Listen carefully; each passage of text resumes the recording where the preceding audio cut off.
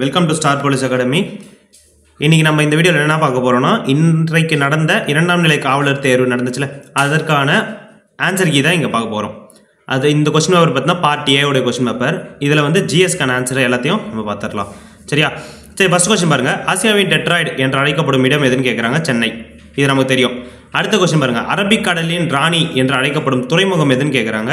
Option A Kochi தான் இதுக்கான கரெக்டான ஆன்சர். நெக்ஸ்ட் பாருங்க, 3வது கொஸ்டின் பொறுத்துக்கு நமக்கு கேட்டிருக்காங்க. ஒளி இழைகள் அப்படின்னாவே நமக்கு தெரிஞ்சிருக்கும், முழு அக எதிரொலிப்பு. நெக்ஸ்ட் இதை வேற எப்படி நம்ம ஈஸியாக சால்வ் பண்ணலாம் அப்படின்னு பார்த்தோம்னா, இந்த வாகனம் பல் மருத்துவர் இதை வச்சு நம்ம சால்வ் பண்ணிடலாம். வாகனம்னா நமக்கு என்ன ஞாபகம் வந்துடணும், ஆக்சுவலாக இந்த பல் மருத்துவர் அப்படின்னாவே நமக்கு என்ன ஞாபகம் வந்துடணும்னா, முன்னாடி நம்ம இந்த குழி ஆடி அப்படின்னு படிச்சிருப்போம். அதே மாதிரி வாகனம்னாவே நம்ம என்ன பார்த்துருப்போம், இந்த குவி ஆடி அப்படின்னு பார்த்துருப்போம். அப்போ இதை வச்சு போட்டுடலாமா? இதுக்கான கரெக்டான ஆன்சர் பார்த்தா ஆப்ஷன் ஏ. நெக்ஸ்ட் பாருங்க, மேலாளர் பருமன். இதற்கு பார்த்தீங்கன்னா மேலாளர் பருமனமே நம்ம ஒரே ஒரு அந்த எந்த ஞாபகம் 22,400. நெக்ஸ்ட் அவகேட்ரோ எண், இதுவும் ஈஸி தான். இதை மேட்ச் பண்ணாவே நம்ம ஆப்ஷனை கண்டுபிடிச்சிடலாம். இதற்கான கரெக்டான ஆப்ஷன் பார்த்தீங்கன்னா ஏ ஆன்சர். அடுத்தது 5வது கேள்வி. நிதி ஆயோக் 2010 அதாவது பார்த்தீங்கன்னா நிதி ஆயோக் வந்து 2015ஆம் ஆண்டு மார்ச் 1ஆம் தேதியிலிருந்து செயல்பட துவங்கியதுன்னு கொடுத்துருக்கான். நெக்ஸ்ட் பாருங்க, 2வது வாக்கியத்தில் இந்திய ரயில்வே மிக குறைந்த அளவில் பணியாளர்களை கொண்ட பொதுத்துறை நிறுவனம். இரண்டுமே பார்த்தீங்கன்னா தப்பு தான். ஏன்னு பார்த்தீங்கன்னா நிதி ஆயோக் வந்து 2015 ஜனவரி மாதத்துலேருந்து ஆரம்பிச்சிருப்பாங்க, அப்போ தான் செயல்பட துவங்கியிருக்கும். அடுத்த வாக்கியம் 2ல் வந்து மிக குறைந்த அளவில் பணியாளர்களை கொண்ட துறைமுக அதாவது பொதுத்துறை நிறுவனம் கொடுத்துருக்காங்க. குறைந்த அளவில் வராது, மிக அதிகமாக இருக்கும். ஓகேவா? அடுத்தது 6வது கேள்வி. இங்கே பார்த்தீங்கன்னா தாவர பகுதி இலையின் புறத்தொழின் மேல்புறம் உள்ள கியூட்டிகளின் அடுக்கின் வழியாக நீராவி போக்கு நடைபெறுகிறது. கரெக்டு தான். இந்த ஸ்டேட்மெண்ட் தான் நமக்கு ஒரு ட்விஸ்ட் இருக்குது. என்னன்னு பார்த்தீங்கன்னா, இலைத்துளைகள் மூலம் வாயு பரிமாற்றம் நடைபெறும். கரெக்ட் தான். இது பார்த்தீங்கன்னா பட்டுவீங்க, ரெண்டுமே கரெக்ட்னு போட்டுப்பீங்க. ஆனால் அடுத்தது பாருங்களேன், O2 உள்ளெடுக்கும், CO2 வெளியிடவும் செய்கிறது. O2 தான் என்ன பண்ணும், வெளியிடும். CO2 தான் என்ன பண்ணும், அது உள்ளெடுக்கும். அப்போ இதெல்லாம் கரெக்டாக பார்த்து போடணும். இதற்கான கரெக்டான ஆன்சர் வந்து 1 மட்டும் சரி. நெக்ஸ்ட் 7th கொஸ்டின் பாருங்க. இந்தியாவின் முதல் ராக்கெட் தளம் ஸ்ரீஹரிகோட்டா சதீஷ் தவானில் அமைக்கப்பட உள்ளது. கரெக்ட் தான். நெக்ஸ்ட் இந்தியாவின் 2வது ராக்கெட் தளம் தமிழ்நாட்டில் தூத்துக்குடி மாவட்டம் குலசேகரப்பட்டினத்தில் அமைக்க அடிக்கல் நாட்டப்பட்டுள்ளது. இதுவும் கரெக்ட் தான். இதை வந்து நம்ம பார்த்தீங்கன்னா நம்ம கரண்ட் அஃபேர்ஸ் செஷன்லேயே நம்ம கரண்ட் அஃபேர்ஸ் வீடியோஸ்லேயே பார்த்தீங்கன்னா இதை பற்றி நம்ம நிறைய பேசியிருக்கோம். ஆல்ரெடி பார்த்தீங்கன்னா இஸ்ரோ அப்படின்ற ஒரு தனி வீடியோலேயே பார்த்தீங்கன்னா இதை பற்றி எல்லாமே நம்ம டிஸ்கஸ் பண்ணியிருக்கோம். அது இல்லாமல் இப்போ இந்த ஜிஎஸ்ல வந்துருக்க கொஸ்டின்ஸில் இருக்கிற எல்லா டாபிக்ஸுமே பார்த்தீங்கன்னா நம்ம சைட்லேருந்து நிறைய இந்த போலீஸ்க்கு ப்ளஸ் எஸ்ஐக்கான வீடியோஸ் வந்து அப்லோட் பண்ணியிருக்கோம். அந்த வீடியோலேருந்தே பார்த்தீங்கன்னா நிறைய கொஸ்டின்ஸ் வந்துருக்கு. பின்னாடி வந்து உங்களுக்கு இதோட ப்ரூஃபோட வீடியோ வந்து அப்லோட் பண்ணுவோம். சரிங்களா? அடுத்தது பாருங்க, பிக்னோமீட்டர் என்பது ஒப்படர்த்தியை அளக்க பயன்படுகிறது. அப்போ இதற்கான கரெக்டான ஆன்சர் வந்து டி. நெக்ஸ்ட் தமிழ்நாட்டின் மாநில பறவை எதுன்னு கேட்குறாங்க. மரகதபுறா. இதுவும் நம்ம பார்த்துருக்கோம். தமிழ்நாட்டோட சின்னங்கள் அப்படின்னே நம்ம ஒரு வீடியோ போட்டிருக்கோம். அடுத்தது பாருங்க, விரைவாக பழங்களை பழுக்க வைக்கும் வாயு எதுன்னு கேட்குறாங்க. இதற்கான கரெக்டான ஆன்சர் ஆப்ஷன் டி எத்திலீன். சரியா? அடுத்து 11வது கேள்வி பாருங்க. மின்சாரத்தை கடத்தும் அலோகம் எதுன்னு கேட்குறாங்க. இங்கே தான் நம்ம பார்க்கணும், அலோகமா உலோகமான்னு கேட்கணும். இங்கே நமக்கு நான் மெட்டல் கேட்குறாங்க. அப்போ இதற்கான கரெக்டான ஆன்சர் பார்த்தீங்கன்னா டெல்லி, அதாவது கார்பன். ஓகேவா? ஆப்ஷன் டி வரணும். அடுத்தது 12வது கேள்வி. கிபி 7ஆம் நூற்றாண்டில் சீன பயணி யுவான் சுவாங் காஞ்சிபுரத்திற்கு வருகை தந்தார். கரெக்ட் தான். காஞ்சிபுரத்தில் அவர் தங்கி எல்லாத்தையும் கற்றுருப்பார்ல. ஓகே. அடுத்தது பல்லவர் காலத்தில் புத்த சமயம் செழித்தோங்கியது. பல்லவர் காலத்தில் புத்த சமயம் இருந்திருக்கும், இல்லைன்னா சொல்லலை. ஆனால் செழித்தோங்கியதா அப்படின்னு நமக்கு கேட்குறாங்க. இல்லை, ஆக்சுவலாக மௌரியனுடைய எம்பையர்லேயே நான் இருக்கும் புத்தம் வந்து அந்த மதம் வந்து நல்லா டாப்புக்கு ரீச் ஆகிருக்கும். அப்போ வந்து ஆப்ஷன் பி வந்து தவறு, ஏ மட்டும் தான் கரெக்ட் இதில். அடுத்தது பாருங்கள் வாக்கியம். இந்தியா மற்றும் பாகிஸ்தான் ஆகிய நாடுகளுக்கு இடையே அமைதியுடன் இணங்கிறதுக்கான 5 கொள்கைகள், அதாவது பஞ்சசீல கொள்கை தான் கேட்குறாங்க. 1954 ஏப்ரல் மாதம் 28ஆம் நாள் கையெழுத்தானது. இது கரெக்டா? நிறைய பேர் கரெக்ட் போட்டிருப்பீங்க. ஆனால் இது வந்து யாருக்கும் சைன் ஆகுது, இந்தியாவுக்கும் சைனாக்கும் சைன் ஆகிருக்கும். ஓகேவா? ஆனால் இங்கே பாகிஸ்தான் கொடுத்துருக்காங்க. அதனால் 1வது ஸ்டேட்மெண்ட் வந்து தப்பு. 2வது பாருங்கள், சார்க் நாடுகளின் கூட்டமைப்பு என்பது தெற்காசியாவில் அமைந்துள்ள 8 நாடுகளின் ஒரு பொருளாதார மற்றும் புவிசார் அரசியல் அமைப்பாகும். இது கரெக்ட். அதனால் ஸ்டேட்மெண்ட் 2 மட்டும் தான் சரி. நெக்ஸ்ட் பாருங்க, வாக்கியம் 1ல் மின் முலாம் பூசுதல் மின்னோட்டத்தின் வேதி விளைவு. கரெக்ட் தான். அடுத்த வாக்கியம் 2ல் மின் சலவை பெட்டி நீர் சூடேற்றி மின்னோட்டத்தின் காந்த விளைவுன்னு வராது, வெப்ப விளைவுன்னு வரும். அதனால இதுவும் 1 மட்டும் தான் சரி. சரியா? நெக்ஸ்ட் பொறுத்துக்க, உத்தராகண்ட். இதுக்கு உத்தராகண்டில் எந்த மாதிரி குகைகள் இருக்குது அப்படின்னு பார்த்தா இந்த தபகேஸ்வர் கோவில் மற்றும் ராபர்ட் குகை எங்கே இருக்குன்னா உத்தராகண்ட் தான். அடுத்தது பார்த்தீங்கன்னா இந்த மத்திய பிரதேசம், இங்கே பார்த்தீங்கன்னா பாண்டவர் குகைகள் வந்து எங்கே இருக்குது, மத்திய பிரதேசம் தான் இருக்குது. நெக்ஸ்ட் சத்தீஸ்கர் அப்படின்னு பார்க்கும்போது என்ன நமக்கு வரும் அப்படின்னு பார்த்தா குடும்சார் குகைகள், இதுதான் சத்தீஸ்கரில் இருக்கும். அடுத்தது பார்த்தீங்கன்னா ஆந்திர பிரதேசம், இது பார்த்தீங்கன்னா போரா குகைகள். அப்போ இதற்கான கரெக்டான ஆன்சர் வந்து டெல்லி. நெக்ஸ்ட் பாருங்க தேர்தல் ஆணையம்னா நான் கிட்டத்தட்ட எல்லாத்தையும் நம்ம பிரித்து மேஞ்சிருக்கோம், அதனால தப்பு பண்ணுறதுக்கு வாய்ப்பே இல்லை. அதில் ரொம்ப பேசிக்கான கொஸ்டின் தான் இதில் கேட்டிருக்காங்க. இந்திய தேர்தல் ஆணையர்களின் பதவி காலம் எவ்வளோன்னு கேட்டிருக்காங்க. நமக்கு எல்லாருக்குமே தெரியும் 6 ஆண்டுகள் அல்லது 65 வயது வரை அப்படின்னு சொல்லிட்டு. நெக்ஸ்ட் 17வது கேள்வி, செயல்படும் எரிமலை எங்கே பாருங்க செயின்ட் ஹெலன்ஸ் அமெரிக்காவில். நெக்ஸ்ட் செயலிழந்த எரிமலை எங்கன்னு பார்த்தீங்கன்னா கிளிமஞ்சாரோ தான்சானியா. கூட்டு அல்லது அடுக்கு எரிமலை அப்படின்னு பார்க்கும்போது மவுனா லோவா ஹவாய்.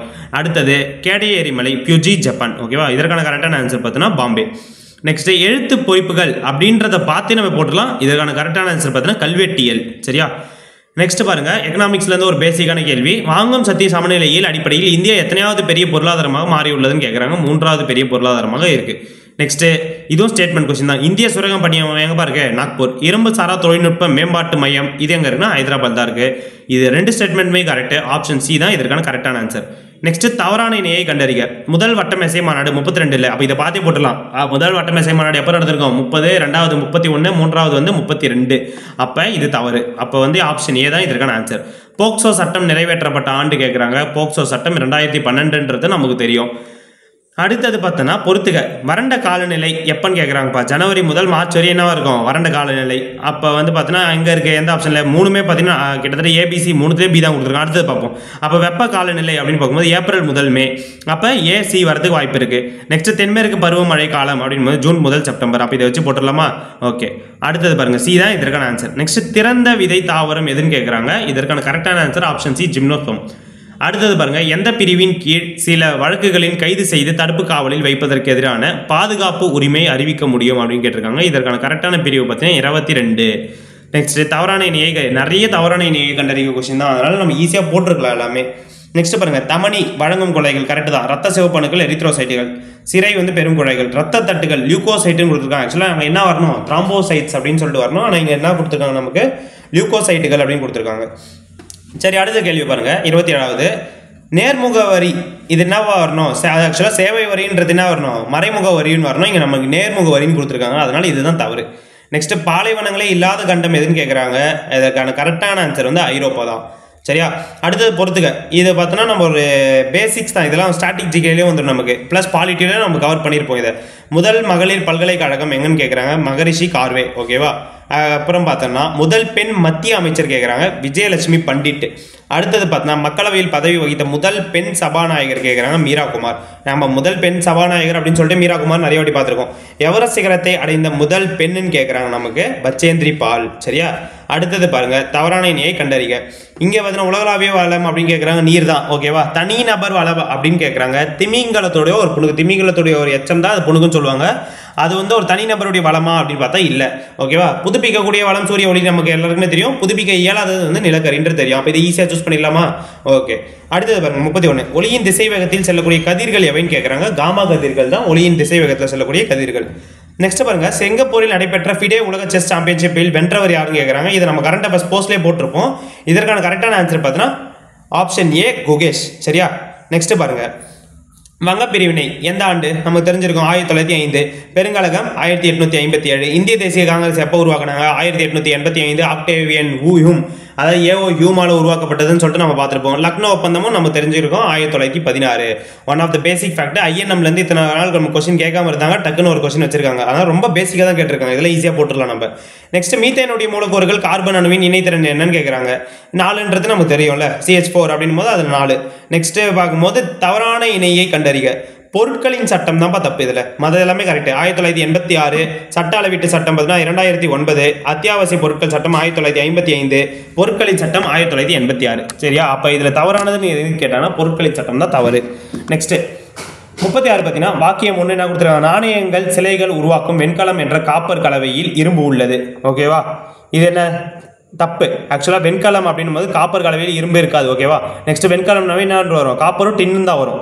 அடுத்தது பாருங்க வாக்கியம் 2. அறிவியல் உபகரணங்கள் உருவாக்கும் மெக்னீலியம் அப்படின்னும் போது என்ற அலுமினியம் கலவையில் இரும்பு உள்ளதுன்றாங்க. மெக்னீலியம்னாவே நம்மளுடைய வீடியோலேருந்து டேரெக்டாக வந்துருப்பா கொஸ்டின். இந்த ரெண்டுத்துக்குமே பார்த்தீங்கன்னா நம்ம யூடியூப்ல ஷார்ட்கட் அப்படின்னு ஒரு வீடியோ போட்டிருக்கோம். அதில் பார்த்தோன்னா இந்த மெக்னீலியம்ன்றது மெக்னீஷியமும் அலுமினியம் காம்பினேஷன் நம்ம சொல்லியிருப்போம். ஓகேவா, இது பின்னாடி உங்களுக்கான ப்ரூஃப் வீடியோட ப்ரூஃபோடவே நான் வீடியோ ரிலீஸ் பண்ண போகிறேன். எல்லாருமே பார்த்துக்கோங்க. அதே மாதிரி பாருங்க மெக்னீலியம் போது நமக்கு என்ன வருது மெக்னீஷியம் ப்ளஸ் அலுமினியம் இது ரெண்டோடைய காம்பினேஷன் தான் வரும். அதனால ரெண்டுமே தப்பு. அடுத்தது பார்த்தா 1863 ICS தேர்வில் தேர்ச்சி பெற்ற முதல் இந்தியர் யாருன்னு கேட்குறாங்க. சத்யா சத்யேந்திரநாத் தாகூர். இதுவும் ஐஎன்எம்லேருந்து அந்த ஒரு கொஸ்டின்ஸ் தான். அடுத்தது பாருங்க, இந்தியாவினுடைய முதல் பெண் பிரதமர் கேட்குறாங்க. நமக்கு யார் பாது? இந்திரா காந்தி அம்மையார் தான், தெரியும்ல. ஸோ கொஞ்சம் கொஞ்சமாக சம்பவம் பண்ணியிருக்காங்க, நிறைய சம்பவம் பண்ணியிருக்காங்க. எமர்ஜென்சி டைம் பீரியட்னாவே நமக்கு ஞாபகம் வரக்கூடிய ஒரு பெண்மணி யார்? இந்திரா காந்தி அம்மையார் தான். அடுத்தது பாருங்க, இந்தியாவுடைய முதல் பெண் குடியரசுத் தலைவர் யாருன்னு கேட்குறாங்க. பிரதிபா பட்டேல் அம்மையார் தான். அடுத்தது, இந்தியாவின் முதல் பெண் மக்களவை தலைவர்னு கேட்டாங்கன்னா மீரா குமார். இந்தியாவின் முதல் பெண் பழங்குடியினர் அப்படின்னு கேட்டாங்க. பழங்குடியினர்னா அதாவது முதல் பெண் குடியரசுத் தலைவர் அப்படின்னு கேட்டாங்கன்னா இப்போ ப்ரெசென்ட்ல இருக்க நம்ம திரௌபதி முர்மு அம்மையார். சரியா? அடுத்தது தவறான இணையை தான் கேட்குறாங்க. இங்கே என்னன்னா மின் உருகி தாமரம் எஃகு. ஆக்சுவலாக தாமரம் வெள்ளின்னு வரணும், இங்கே எஃகுன்னு கொடுத்துருக்காங்க, அதனால இதுதான் தவறு. ஆப்ஷன் சி தான் ரைட் ஆன்சர். 40வது கேள்வி பாருங்க, பொறுத்துக்க. பொண்ணுக்கு வீங்கி இது என்ன வரணும்? பொண்ணுக்கு வீங்கி பி மிக்ஸோ வைரஸ் வரணும். சாதாரண சரி ரைனோ வைரஸ். டைஃபாய்டு என்னப்பா வரும்? டைஃபாய்டுன்னு பார்க்கும்போது நமக்கு சால்மோனெல்லா டைஃபி. சின்னம்மை வந்து வாரிசெல்லா ஜோஸ்டர். அப்போ இதற்கான கரெக்டான ஆன்சர் வந்து சி தான். சரியா? 41 பாருங்க, குறைந்தபட்ச ஆதரவு விலை. இது ஒன்றுத்தை பார்த்துருந்தாலே நம்ம போட்டுக்கலாம். குறைந்தபட்ச ஆதரவு விலை யாரால கொடுக்க? அதாவது ஒரு ஃபார்மர் வந்து ஒரு பொருளை உற்பத்தி பண்ணுறாரு, போய் விற்க முடியல அப்படின்னும் போது கிளாஸில் போகுதுன்னா நம்ம கவர்மெண்ட்ல என்ன பண்ணுறாங்க? இந்திய உணவு கழகம் இது என்ன பண்ணுதுன்னா அந்த ஃபார்மருக்கு தேவையான காசு குறைஞ்சபட்சம் ஒரு தொகையை கொடுத்து அந்த அமௌண்ட் அந்த அங்கே இருக்கிற அக்ரிகல்ச்சர் ப்ராடக்ட்டை வாங்கிக்கிறாங்க. அதுதான் அது இந்த எந்த ஆர்கனைசேஷன் மூலமா நடைபெறுது அப்படின்னு கேட்குறாங்க. இந்திய உணவு கழகம் தான் இதை பண்ணுது. அப்போ குறைந்தபட்ச ஆதரவு விலை அப்படின்னு பார்த்தா இந்திய உணவு கழகம் தான் இதற்கான கரெக்டான ஆன்சர் நம்ம சூஸ் பண்ணிருக்கலாம். அப்போ ஒன்றுத்தை கண்டுபிடிச்சாவே மற்ற மூணுத்தையுமே நம்ம ஈஸியாக கண்டுபிடிச்சிடலாம். அதே மாதிரி பாருங்க, தேசிய உணவு பாதுகாப்பு சட்டம் கேட்குறாங்க. சட்டம்னாவே நம்ம ஆண்டு தான் தெரியும்ல. அப்போ இங்க இருக்கிற ஒரே ஒரு ஆண்டு என்ன? ஆப்ஷன் ஏல 2013 கொடுத்துருக்கான். அப்போ இதெல்லாம் வச்சு போடும்போது என்ன ஆன்சர் நமக்கு வருது? ஆப்ஷன் டெல்லி தான் வருது. நெக்ஸ்ட் பார்த்தீங்கன்னா தவறான இணையை கேட்டிருக்காங்க. அலோகங்கள் அப்படின்னு பார்க்கும்போது சல்ஃபர், பாஸ்பரஸ், இதுதான் தப்பு. சரியா?